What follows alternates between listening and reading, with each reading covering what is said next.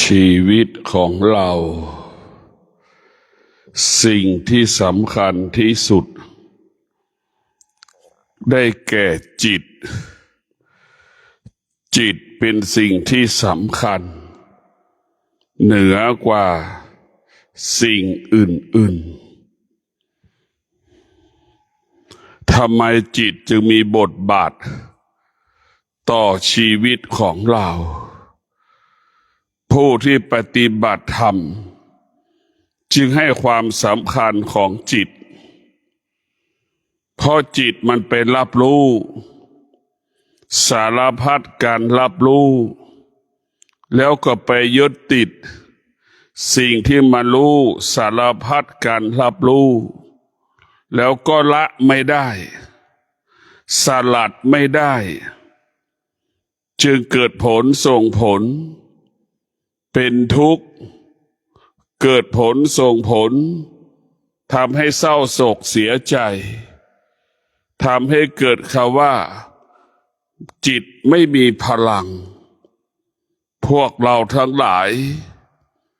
พระพุทธเจ้าได้เป็นพระพุทธเจ้าก็เพราะจิตพระอรหันต์ทุกๆพระองค์ได้เป็นพระอรหันต์ก็เพราะจิตนี่มันจึงมีความสำคัญต่อการมีชีวิตอยู่ของเราพระพุทธเจ้าจึงบอกสอนให้เราชำระจิตชำระกายวาจาใจของเราเพราะฉะนั้นพวกเราต้องมาให้ความสำคัญเรื่องจิตนี่แล้วว่าจิตนี่มันเป็นได้ทั้งคนชั่วคนดีเป็นทั้งสิ่งที่ดีเป็นสิ่งที่ไม่ดีพวกเราจะเห็นได้ว่าจิตพระพุทธเจ้าก็เป็นพุทธเจ้าก็เพราะจิตองคุลิมานเป็นโจรก็เพราะจิตเมื่อเป็นโจรแล้วกลับใจมาเป็นพระอรหันต์ได้ก็เพราะจิตในพวกเราทั้งหลายจิตมันเป็นได้108,900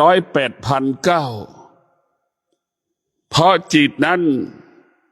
มันเป็นผู้ไม่รู้ตั้งแต่เกิดจิตนั้นมันก็เหมือนเด็กอนุบาลนะเป็นผู้มันเป็นผู้ไม่รู้มันเป็นผู้ไม่รู้เหมือนเด็กอนุบาลดีมันก็ไม่รู้ไม่ดีมันก็ไม่รู้กินแล้วเกิดประโยชน์มันก็ไม่รู้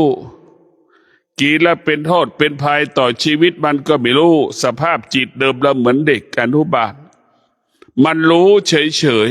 ๆแต่มันไม่รู้ความจริงของความเป็นจริงมันไม่รู้บรรดาอาหารขนมที่กินเป็นพิษเป็นภัยเป็นโทษมันไม่รู้แต่มันรู้ว่ามันจะกินแล้วเป็นประโยชน์มันก็ไม่รู้กินแล้วเป็นโทษมันก็ไม่รู้นั่นคือสภาพจิตเดิมของเราเมื่อจิตของเราได้รับการฝึกฝนอบรมจิตเราก็เหมือนนักศึกษามหาวิทยาลัยมันแตกต่างกันอย่างไรพวกเราทั้งหลายจิตเราได้รับการฝึกฝนอบรมจิตเราจะเป็นจิตนักศึกษามหาวิทยาลัยเรียกว่าจิตผู้รู้จะเป็นเช่นนั้นดังเด็กมหาวิทยาลัยรู้ว่าความสะอาดรู้ว่านี่คือสิ่งสกปรกแต่สามารถจัดการตนเองได้เหมือนนักศึกษามหาวิทยาลัยตัวนี้สะอาดสะอ้านเสื้อผ้าได้สะอาดสะอ้านนะจิตผู้รู้จะรู้แบบนั้นแหละแต่พวกเราตรงกับข้ามเด็กอนุบาลสกปรกมันก็ไม่รู้สะอาดมันก็ไม่รู้แต่พวกเรามันจะนุ่งอะไรมันก็ไม่รู้แม่คอยกำกับแม่ก็เปรียบเสมือนจิตที่ไปปรุงแต่งลูกนั่นครับเอาเสื้อผ้าให้ลูกใส่เอารองเท้าให้ลูกใส่นั่นแหละคือการปรุงแต่งเราแม่ก็เป็นผู้ปรุงแต่งลูกจริงๆลูกก็เป็นผู้ไม่รู้เลยสักอย่างแต่แม่ก็สรรหาไปปรุงแต่งให้ลูกเป็นอย่างนั้นให้ลูกเป็นอย่างนี้ไปจริงการปรุงแต่งเหล่านั้นแหละ มันก็กลายเป็นเครื่องพันธนาการให้กับลูกตนเองแต่การปรุงแต่งก็คือเป็นการสร้างเครื่องพันธนาการให้กับลูกมันคุ้นเคยกับสิ่งเหล่านี้ตั้งแต่เด็กพอมาวันนี้มันหายไปจากชีวิตเราลูกก็อยู่ไม่ได้รับไม่ได้ก็ร้องไห้เสียใจก็อยากได้สิ่งนั้นมาเพราะฉะนั้นพวกเราทั้งหลายแม่เนี่ยเป็นผู้เปรียบเสมือนเครื่องพันธนาการให้กับลูกเพราะแม่เป็นผู้ปรุงแต่งไม่ว่าคำพูดคำจาแม่ก็สอนปรุงแต่งหมดพอแม่ไม่ได้สอนความจริงให้กับลูกแม่ทุกคนไม่เคยพูดความจริงให้กับลูกไม่เคยสอนความจริงให้กับลูกตนเองเพราะอะไรล่ะเพราะแม่เป็นผู้ไม่รู้เห็นไหมเมื่อแม่เป็นผู้ไม่รู้แม่ก็ไม่เอาสังคมมาอบรมลูกเอาวัฒนธรรมประเพณีมาอบรมลูกสิ่งเหล่านี้ไม่ใช่ความเป็นจริงถึงแม้จะเป็นจริงเฉพาะบุคคลเท่านั้นสิ่งที่เป็นความจริงก็คือตนและเป็นที่พึ่งแห่งตนแต่แม่สอนลูกให้พึ่งพาตนเองตั้งแต่แรกเกิดนะเป็นสิ่งที่ดีแต่เพราะฉะนั้นพวกเราต้องเห็นความสำคัญของจิตนี้มีความสำคัญต่อการมีชีวิตอยู่ของเราจะหมดเนื้อหมดตัวก็เพราะจิตร่ำรวยหมื่นล้านแสนล้านก็เพราะจิตกินข้าวอร่อยก็เพราะจิตนอนหลับมีความสุขก็เพราะจิตจิตของเราเนี่ยมันมีความสำคัญนอนไม่หลับก็เพราะจิตเราเห็นว่าจิตเป็นมีค่ามีความหมายสำหรับการมีชีวิตอยู่เราจะเป็นต้องมาฝึกจิตฝึกเพื่อละสิ่งที่มันเป็นทุกข์มาฝึกจิตเพื่อมาดับสิ่งที่เรารู้ตั้งแต่เราเกิดร่างกายของเรามันเหมือนถังขยะเรามาฝึกจิตก็เหมือนขนขยะนั่นแหละเอาขยะไปทิ้งร่างกายของเรามันเหมือนถังขยะเต็มไปหมดจิตเราก็เหมือนคนเก็บขยะเอาขยะไปทิ้งคือเอาสิ่งที่เรารู้ทั้งหมดเพราะสิ่งที่เรารู้มันไม่ใช่ความจริงสิ่งที่เรารู้มันไม่ใช่ความจริงความจริงมาอยู่ที่กายกับจิตเรากายกับจิตก็คือเป็นต้นกำเนิดของความจริงกายของเรานี่มันเจ็บที่ไหนก็มันเจ็บที่กายมันปวดที่ไหนมันก็ปวดที่กายนั่นแหละพวกเราต้องพิจารณามันสุขที่ไหนก็สุขที่กายสงบที่กายกับจิตมันต้องอาศัยกันแต่พวกเราทั้งหลายกายกับจิตต้องอาศัยกันแต่พ่อแม่ลูกสามีภรรยาอาศัยกันแค่บางเวลาแต่กายกับจิตต้องอาศัยกันอยู่ตลอดเวลาในเราพิจารณาดูว่ากายกับจิตอาศัยกันตลอดเวลาจะขาดจากกันไม่ได้แต่พ่อแม่สามีภรรยาลูกอยู่ห่างๆกันได้อยู่ห่างๆกันได้แต่กายกับจิตอยู่ไม่ได้มันเป็นเนื้อเดียวกันดังกายอาศัยจิตอาศัยกายนั่นแหละมันเป็นอาศัยกันอยู่ตลอดเวลาเพราะฉะนั้นเรารักลูกเราก็ให้รักจิตของเราถ้าเรามีธรรมะเราก็จะรักลูกของเราจิตเราไม่มีธรรมะเราก็จะรักคนอื่นมากกว่ารักลูกของตนเองจิตมันอยู่ที่จิตตรงเดียวครับพวกเราทั้งหลายเมื่อเรามีสติจิตเราก็จะออกจากสิ่งนั้นได้ออกจากสิ่งที่มันเป็นทุกข์ได้ออกจากความหลงนั้นได้ออกจากความอยากนั้นได้ในพวกเราทั้งหลายสติมันสำคัญมันเป็นสติเนี่ยเหมือนคนซักผ้า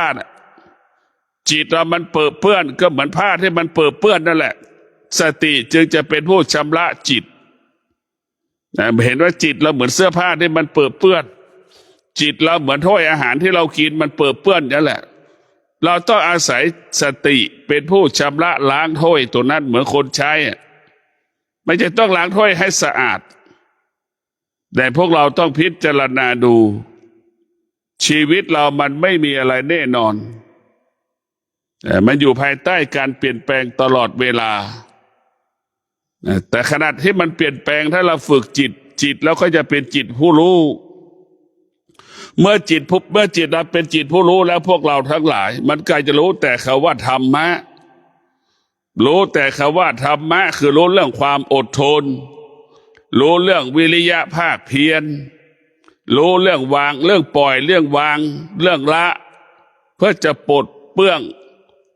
ที่ความทุกข์ความสุขมันมีอยู่สุขแล้วก็จะเป็นต้องถอนเอาออก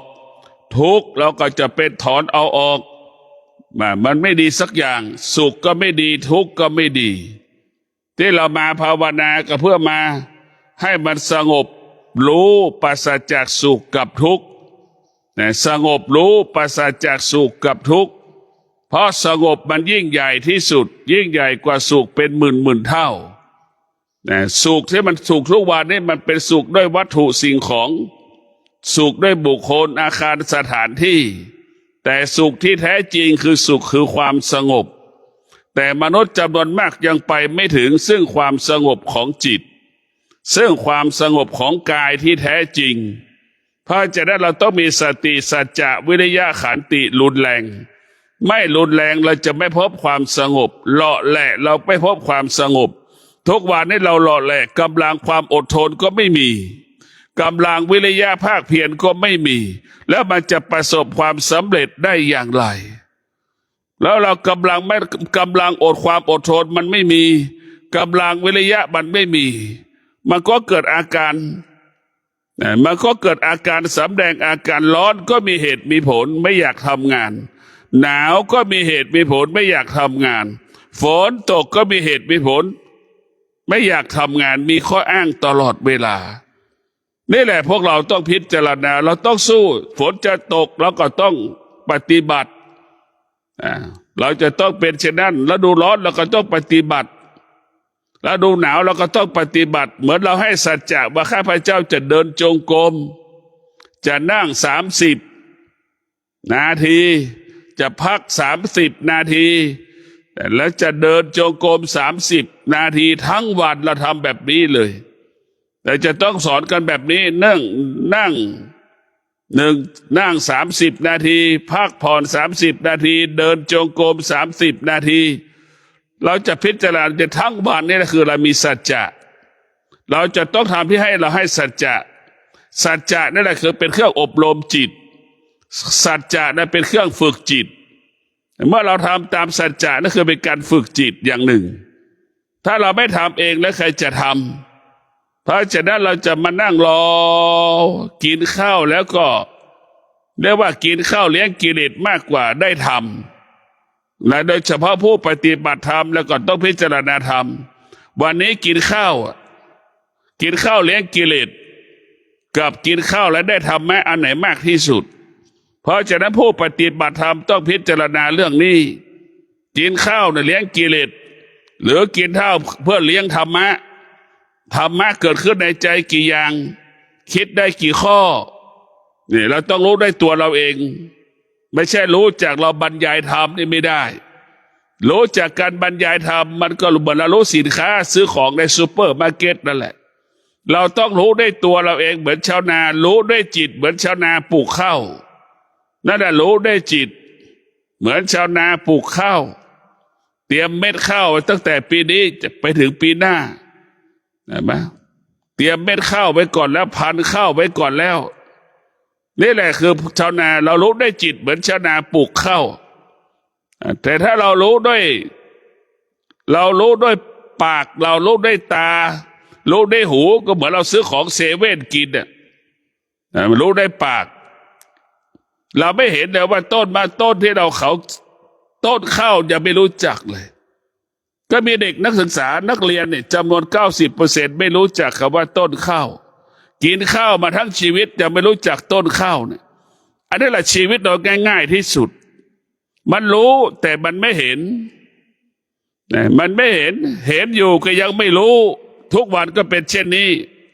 รู้อยู่ก็ยังไม่เห็นอยู่ก็ยังไม่รู้ มันจึงไม่รู้ธรรมแต่ไม่เห็นธรรมปฏิบัติธรรมแต่ไม่ได้ธรรมนั่งสมาธิก็ไม่ได้สมาธิก็ไม่เกิดได้ทำสมาธิแต่ไม่ได้สมาธิอันนี้แหละคือสำคัญทุกวันเป็นอย่างนี้แต่ถ้าเราทำงานแล้ว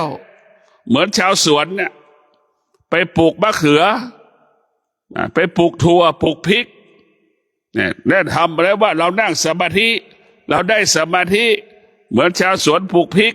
ก็สามารถไปเก็บพริกในสวนมาขายได้นั่นแหละคือสมาธิเป็นเช่นนั้นแต่ทุกวันนี้เราไม่ได้เรานั่งสมาธิแต่เราไม่ได้สมาธิที่ไม่ได้ก็เพราะเราขาดสติขาดสัจจะขาดวิริยะขาดความภาคเพียรเราไม่ได้ก็เหมือนคนที่ไม่ได้ปลูกพริกนั่นแหละแต่พวกเราทั้งหลายเหมือนคนที่ไม่ได้ปลูกถั่วนั่นแหละปลูกหอมนั่นแหละคนที่ปลูกถั่วปลูกหอมปลูกพริกกับคนที่ไม่ได้ปลูกมันแตกต่างกันแต่พวกเราทั้งหลายพอที่เราต้องพิจารณาเวลากินข้าวแต่ละมื้อนี่โดยเฉพาะผู้ปฏิบัติต้องมีสติรู้วันนี้ได้ธรรมะกี่ข้อเราต้องรู้อย่างนี้เราต้องพิจารณากายของเราจิตของเราเราต้องระดับเหตุการณ์พิจารณาชีวิตเราระดับเหตุการณ์เราจะปลดเปลื้องสิ่งใดออกไปนั่งหลับตานึกดูตั้งแต่เราเป็นเด็กจนถึงอายุป่านนี้นี่เราปลดเปลื้องสิ่งต่างๆออกไปให้หมดให้มันเหลือน้อยที่สุดเท่าที่จำเป็นให้เหลือน้อยที่สุดคิดถึงคนที่ตายนะมันไม่มีอะไรสักอย่างติดตัวมันไปให้มันเหลือน้อยที่สุดเหมือนดั่งคนตายถ้าเรายังมีชีวิตดั่งคนเป็นอยู่มันเต็มไปหมดวัตถุสิ่งของต่างๆเสื้อผ้ามีกี่ลังมีกี่กล่องพิจารณาดูนี่มันเต็มไปหมดในพวกเราทั้งหลายเต็มไปหมดกี่ลังกี่กล่องมันก็เต็มไปหมดแต่เราต้องพิจารณาชีวิตเรามันเต็มไปหมดนั่นแหละเพราะเราไปสะสมเนี่ยให้ก็ไม่ให้ใช้ก็ไม่ใช้ยังหวงอยู่ก็เป็นรู้นั่นแหละการรู้ธรรมะเพื่อปลดเปลื้องสิ่งที่เรารู้เพื่อดับตัวที่เรารู้เพื่อละสิ่งที่เรารู้ดังเช่นเวทนาแล้วก็ต้องดับมันอุปทานแล้วก็ดับมันขันธ์ห้าแล้วก็ดับมันแต่เราจะไปดับสิ่งเหล่านี้เพราะฉะนั้นพวกเราต้องมีสติกินข้าวเลี้ยงกิเลสหรือกินข้าวได้ปฏิบัติธรรมได้พืชธรรมธรรมมันเกิดกี่ข้อเมื่อกินข้าวไปแล้วนี่เราต้องพิจารณาได้ธรรมหรือได้กิเลสเวลานั่งสมาธิธรรมมันเกิดหรือกิเลสมันเกิดเวลานั่งสมาธิพิจารณาดูนี่เราต้องแก้ไขตัวนี้ให้ได้เราต้องแก้ไขต้องหาวิธีแก้ไขให้ตัวเองให้ได้ไม่จะไปรอพ่อแม่ครูบาอาจารย์ไม่ได้เราต้องรู้ของเราเองว่ามันเกิดมาจากไหนเราก็รู้อยู่จะไปรอพ่อแม่ครูบาอาจารย์มีข้ออ้างมีข้อแก้ตัวกิเลสมันชอบคนที่มีข้ออ้างข้อแก้ตัวธรรมะเนี่ยไม่มีข้ออ้างไม่มีข้อแก้ตัวรู้แล้วมันก็ดับสิ่งที่เรารู้แล้วมันก็ละสิ่งที่เรารู้และไม่ตอบสนองสิ่งที่เรารู้นี่คือหลักการของธรรมะภาคปฏิบัติรู้แล้วไม่ตอบสนองสิ่งที่เรารู้แต่พวกเราทั้งหลายต้องพิจารณาแต่ชีวิตของเราเนี่ยมันมีความสำคัญมันมีความจำเป็นต้องพึ่งพาจิตเนี่ยมันจะพาเราไปหมดเห็นไหมจิตเราเหมือนรถรับจ้างน่ะเห็นไหมมันไปหมดทั่วประเทศไทยจิตเราเหมือนเครื่องบินเนี่ยมันพาเราไปหมดทั่วโลกเวลาพิจารณาดูจิตมันไปหมดมันอยู่ได้ทุกที่จิตเป็นโจรก็ได้จิตมันเป็นโจรก็ได้จิตมันเป็นคนขายผู้หญิงขายตัวผู้ชายขายตัวก็ได้เป็นคนลักเล็กขโมยน้อยก็ได้นั่นคือจิตสภาพจิตที่ไม่ได้ฝึกฝนมันก็เกเรถ้าจิตได้รับการฝึกฝนจิตนั้นจะไม่เกเรเราจะเห็นว่าจิตเราถ้าจิตเราได้รับการฝึกฝนอบรมจิตเราจะเหมือนช้างมาอยู่ในป่าแต่สามารถมาอยู่กับคนได้ แล้วสามารถเดินถนนที่รถผ่านวันหนึ่งไม่รู้กี่ร้อยคันพันคันได้เหมือนช้างที่มันเดินจากเชียงใหม่กรุงเทพอย่างเงี้ยมันเดินไปเรื่อยๆรถผ่านกี่ร้อยคันหมื่นคันมันก็ไม่สะเทือนและหวั่นไหวฉันใดผู้ที่ฝึกจิตของที่รับการฝึกฝนอบรมจิตนั้นจะไม่สะเทือนไม่หวั่นไหวเมื่อสิ่งต่างๆมากระทบทางตาหูจมูกลิ้นกายใจสิ่งที่เมื่อเราฝึกจิตนั้นจะไม่สะเทือนไม่หวั่นไหวเพราะจิตเข้าทันสิ่งที่จิตรู้ตาหูจมูกลิ้นกายใจเท่าทันเมื่อตาหูจมูกลิ้นกายใจเท่าทันมันก็ไม่ยึดติดในสิ่งที่ตามันรู้หูมันได้ยินเสียงจมูกมันสัมผัสกับกลิ่นลิ้นมันสัมผัสกับรสชาติอาหารต่างๆมันจะไม่ยึดติดจนถึงที่สุดกินข้าวก็เพื่อให้มันอิ่มแล้วมีชีวิตในการดำเนินมีชีวิตเพื่อดำเนินชีวิตประกอบอาชีพปฏิบัติหน้าที่หรือมีในชีวิตอยู่เพื่อปฏิบัติธรรมเหมือนเรากินข้าวเพื่อปฏิบัติธรรมเท่านั้นเราต้องพิจารณาตลอดเวลาเรามีชีวิตอยู่เพื่อการปฏิบัติเราไม่ได้มีชีวิตอยู่เพื่อสิ่งอื่นให้เราพิจารณาคนส่วนมากมีชีวิตอยู่เพื่อกิเลสเพื่อตัณหาเพื่อราคะเพื่อความอยากถ้าเราตัดตัณหาไปได้ทุกอย่างมันจะเบาที่สุดตัณหาเนี่ยเป็นของหนักความอยากเนี่ยเป็นของหนักที่สุดความอยากเนี่ยเป็นของหนักเหมือนท้องเราเนี่ยกินเท่าไหร่มันก็ไม่อิ่มเพศเดียวมันก็เกิดความอยากมันเป็นเช่นนั้นแหละคือตัณหานะความอยากทั้งหลายเหมือนท้องที่เราหิว3-4 ชั่วโมงมันก็กินอีกแล้ว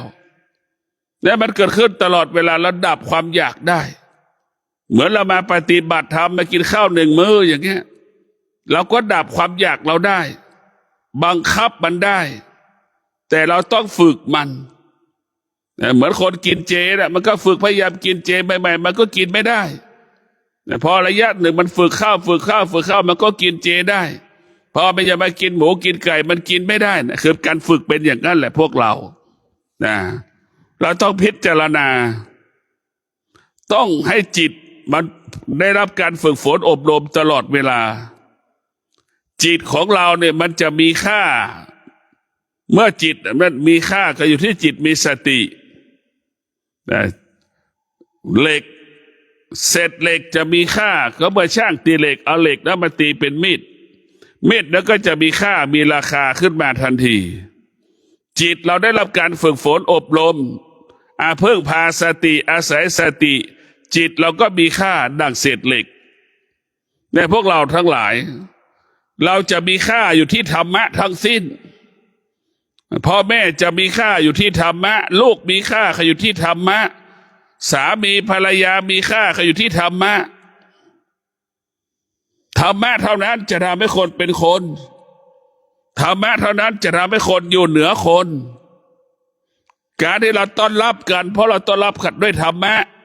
การที่เราต้อนรับกันต้อนรับธรรมะเราไม่ต้อนรับคนเพื่ออื่นๆเราไปมาหาสู่กันเพื่อธรรมะทั้งสิ้นถ้าคนนั้นไม่มีธรรมะเราจะไม่ไปมาหาสู่นี่มันเป็นกฎของธรรมะพวกเราทั้งหลายเราต้อนรับกันด้วยธรรมไปมาหาสู่กันด้วยธรรมเราสนทนาธรรมก็เพราะธรรมนี่แหละถ้าไม่คนนั้นไม่มีธรรมะเราจะไม่พูดกับเขาเนี่ยเราพูดเจรจาทุกวันเนี่ยมันเป็นเรียกว่าเราอยู่กับธรรมแต่เราไม่เห็นธรรมเนี่ยเห็นอยู่ก็ยังไม่รู้อยู่ก็ยังไม่เห็นรู้อยู่เห็นอยู่แต่ทำไม่ได้ไปไม่ถึงเนี่ยพวกเราทั้งหลายรู้อยู่เห็นอยู่ทำไม่ได้ไปไม่ถึงมันก็เหมือนเด็กนั่นแหละพูดแต่ปากรู้แต่ปากไม่ได้รู้ด้วยจิตถ้าเราทะลุธรรมะด้วยจิตก็เหมือนบุรุษสตรีได้ชิมรสชาติผลไม้นั่นแหละมันจะเป็นเช่นนั้นรู้ด้วยปากมันก็สู้รู้ด้วยจิตไม่ได้ในพวกเราทั้งหลาย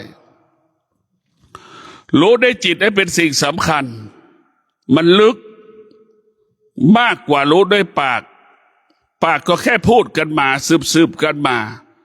รู้ด้วยหูก็พูดฟังและสืบกันมา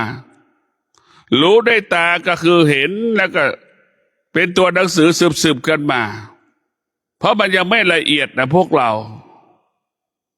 แต่เราต้องพิจารณาทุกวันเราต้องมีสติสัจจะวิริยะขันติเราจะแก้ปัญหาเราก็จำเป็นต้องใช้สิ่งนี้สติสัจจะวิริยะขันติเราใช้ตัวนี้แหละแก้ปัญหาใช้ตัวนี้พัฒนาชีวิตตัวเองจะแก้ปัญหาก็ต้องมีสติสัจจะวิริยะขันติจึงเกิดคำว่าสำเร็จในการแก้ปัญหาเราจะพัฒนาสิ่งใดๆจะประสบความสำเร็จก็ต้องเกิดสติสัจจะวิริยะขันติจะพัฒนาก็อยู่ตรงนี้จะแก้ปัญหาก็อยู่ตัวเดียวกันเมื่อเรากินข้าวแล้วเนี่ยเราจะไปทำบาปก็ได้กินข้าวแล้วจะไปทำชั่วก็ได้เป็นอย่างเดียวกันนั่นแหละพวกเราทั้งหลายแต่ถ้าเราฝึกธรรมะเนี่ยธรรมะมันจะบังคับให้เราคิดดีพูดดีทำดีดังจิตอาศัยสติจิตอาศัยสติมันจะบังคับจิตดำรงตนด้วยศีลมันจะบังคับเลยให้ดำรงด้วยเมตตาธรรมเมตตาเป็นดำรงให้เป็นเมตตาอดทนวิริยะเนี่ยให้มีความภาคเพียรเกิดขึ้นกับชีวิตของเราแต่พวกเราทั้งหลายทุกอย่างมันยากหมดคำว่าง่ายไม่มีดังพ่อแม่ครูบาอาจารย์หลวงปู่มั่นจะได้บรรลุธรรมนึกดูมาปฏิบัติธรรมเมืองเหนือเนี่ยเมืองเชียงใหม่นะพวกนี้ใช้เวลากี่เดือนกี่วันไม่รู้กว่าจะมาถึงเดี๋ยวเราพิจารณาดูใช้เวลายาวนานนะเพราะฉะนั้นรากฐานของความทุกข์เนี่ยความทุกข์เป็นรากฐานของธรรมะรากฐานของความทุกข์เป็นรากฐานของธรรมะดังคำว่าเห็นความทุกข์ก็คือเห็นธรรมนั่นแหละแต่ไม่เห็นความทุกข์มันจึงเห็นธรรมจึงเลือกเอาธรรมที่อยู่เหนือความทุกข์เห็นเลือกเอาธรรมเป็นสิ่งที่มีค่าแต่พวกเราทั้งหลายหลวงปู่บ้านก็เอาธรรมมาอยู่เหนือความทุกข์มันก็เป็นเช่นนั้นรู้เฉยๆว่ามันทุกข์แต่เราก็อยู่เหนือทุกข์เนี่ยเป็นอย่างนี้อุปทานเราก็รู้แล้วก็อยู่เหนืออุปทานเวทนามันเกิดเราก็รู้แล้วก็อยู่เหนือเวทนาขันธ์ห้ามันเกิดเราก็รู้แต่เราก็อยู่เหนือขันธ์ห้ารู้แล้วให้อยู่เหนือมันนั่นแหละคือยอดของธรรมแก่นของธรรมแต่ส่วนมากเรารู้แล้วอยู่ภายใต้สิ่งที่เรารู้เนี่ยมันเป็นปัญหาอยู่ตรงนี้รู้แล้วก็อยู่ภายใต้สิ่งที่เรารู้ในพวกเราทั้งหลายรู้อยู่ภายใต้สิ่งที่เรารู้มันก็เหมือนหนูติดกาวเหมือนควายที่ถูกขังคอกเหมือนไก่ที่ถูกขังไว้ในสุ่มไก่มันออกไม่ได้เหมือนคนที่ติดในคุกนั่นแหละเหมือนคนติดคุกอยู่ในคุกรู้หมดแต่ออกไม่ได้สักอย่างคนรู้ธรรมก็เหมือนคนติดคุกนั่นแหละรู้หมดแต่ออกจากกิเลสตัณหาราคะไม่ได้พวกเราทั้งหลายรู้ธรรมะเหมือนคนจำนวนมากรู้ธรรมะเหมือนคนติดคุกออกจากทุกข์ไม่ได้รู้ทุกข์ออกจากทุกข์ไม่ได้เห็นสุขจะเข้าหาสุขก็ไปหาไม่ได้เห็นไหมนี่แหละมันเป็นแบบนี้แหละพวกเราทั้งหลายรู้สารพัดคุยกันได้หมดคนในคุกโลกจักรวาลคุยกันได้หมดแต่ไปไม่ได้ไปไม่ถึง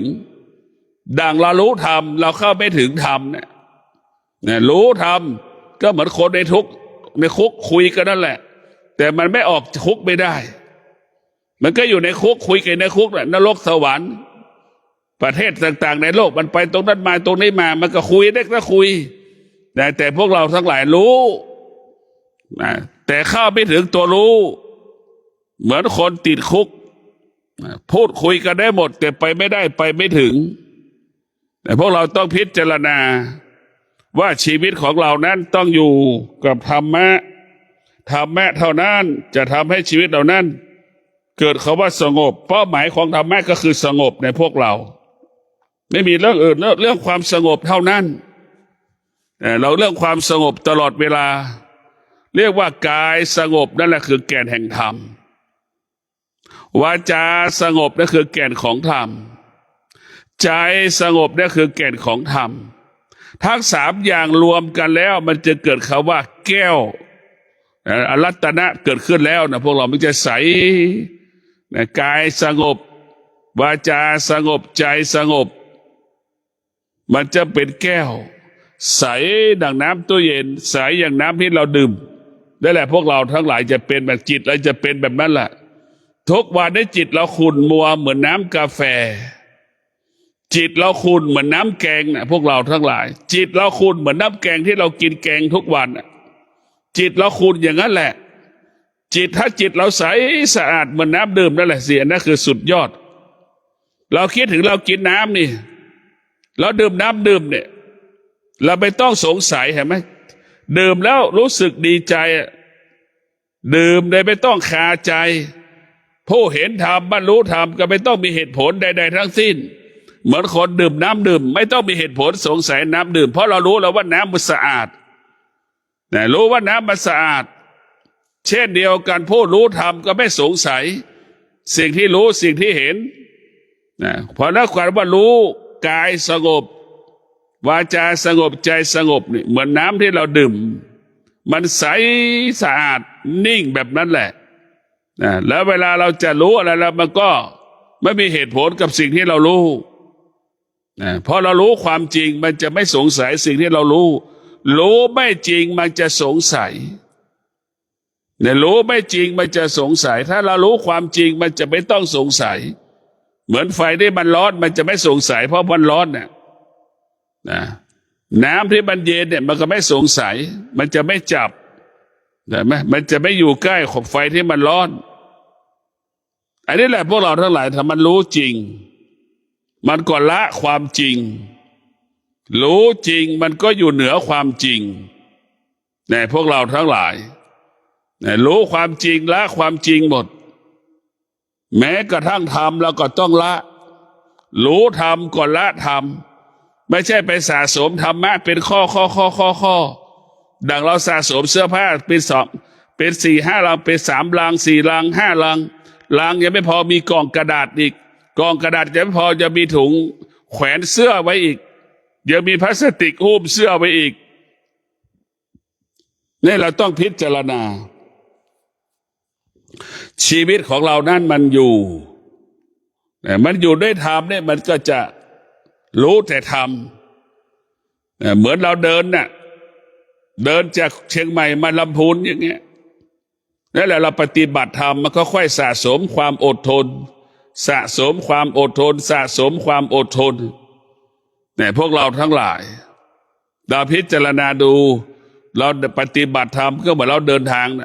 แล้วก็สร้างความอดทนขึ้นเรื่อยๆสร้างวิริยะเพียรเรื่อยๆสร้างสติขึ้นมาเรื่อยๆสร้างสัจจะขึ้นมาเรื่อยๆนี่แหละผู้ปฏิบัติธรรมมันจะเกิดขึ้นเองเหมือนเราเดินจากลำพูนมาเชียงใหม่ไปลำพูนนี่ธรรมะมันจะเกิดขึ้นเองสติสัจจะวิริยะขันตินี่ระหว่างที่เราก่อนที่เราจะเดินเราก็มีสติจะเดินจากเมืองลำพูนมาเชียงใหม่นี่คือสติสัจจะวิริยะขันติระหว่างที่มันเดินมันร้อนมันหนาวมันเย็นสารพัดเราก็จะมีใช้ความอดทนไปควบคุมใช้วิริยะไปควบคุมจนถึงที่สุดความร้อนความเย็นก็ไม่มีค่าไม่มีความหมายพวกเราทั้งหลายเพราะจิตมันคุ้นเคยกายมันคุ้นเคยมันก็อยู่กับกันได้เหมือนควายคุ้นเคยกับน้ำมันเย็น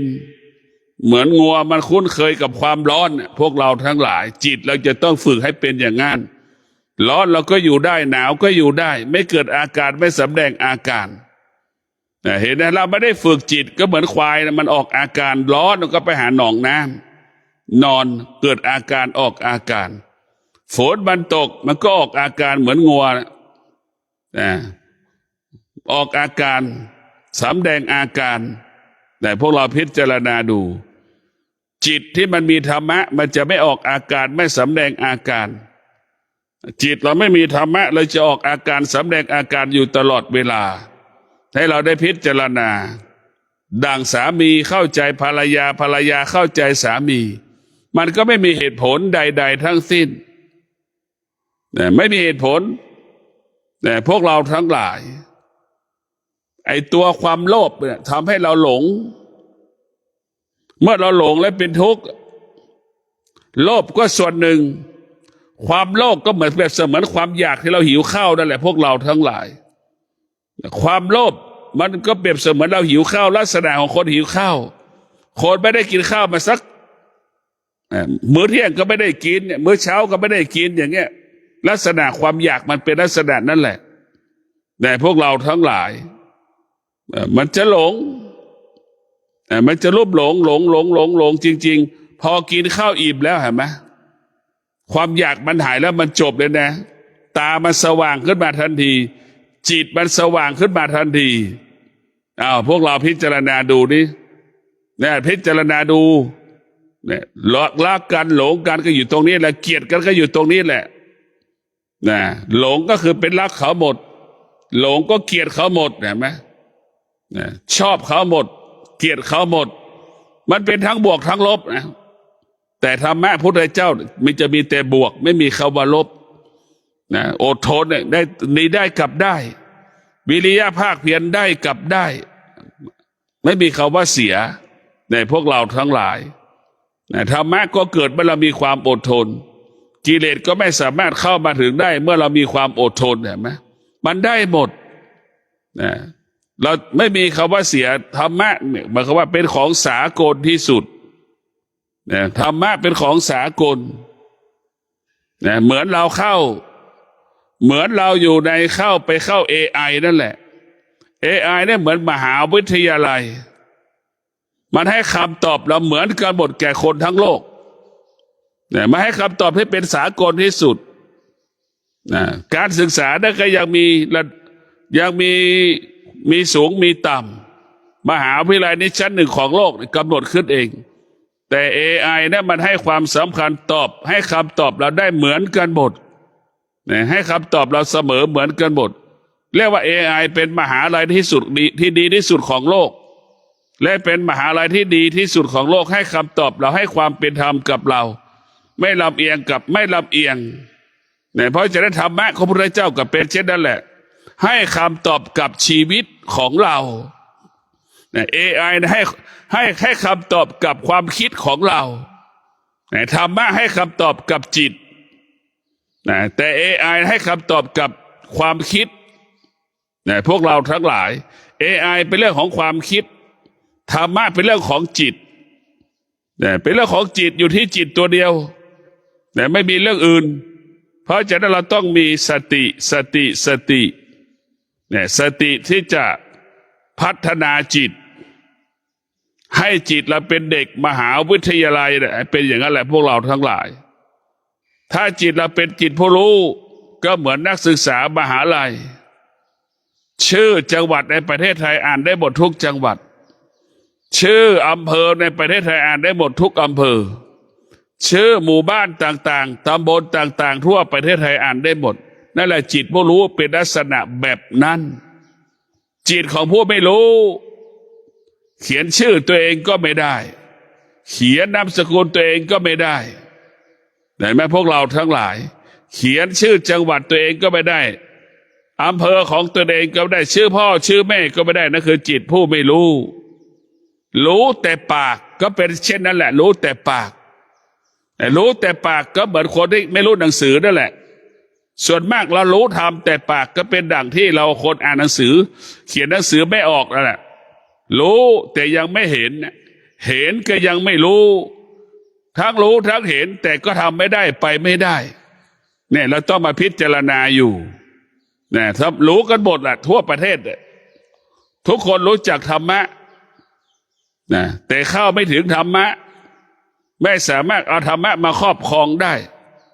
รู้ว่ากิเลสมันไม่ดีแต่ก็สามารถครอบครองกิเลสได้สามารถไม่ครอบครองกิเลสได้แต่รู้ธรรมะแต่สามารถรู้ว่าธรรมะเป็นของดีของวิเศษแต่ไม่สามารถครอบครองธรรมะได้นี่เราต้องพิจารณาดูสิ่งที่เรารู้นี่มันแตกต่างกันอย่างไรแต่เราต้องพิจารณาอยู่ตลอดเวลาธรรมะมันเป็นของสากล ในบอกแล้วธรรมะเป็นภาษาของจิตธรรมะไม่ได้เป็นภาษาของมนุษย์ทุกชนชาติจะมีศาสนาไม่มีศาสนามานั่งสมาธิจะได้คำตอบให้กับชีวิตตนเอง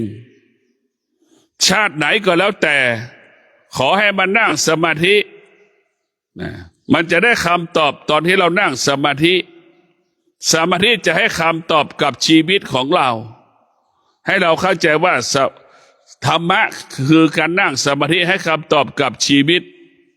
เราจะพบความสุขที่แท้จริงก็อยู่ที่ธรรมะนี่แหละ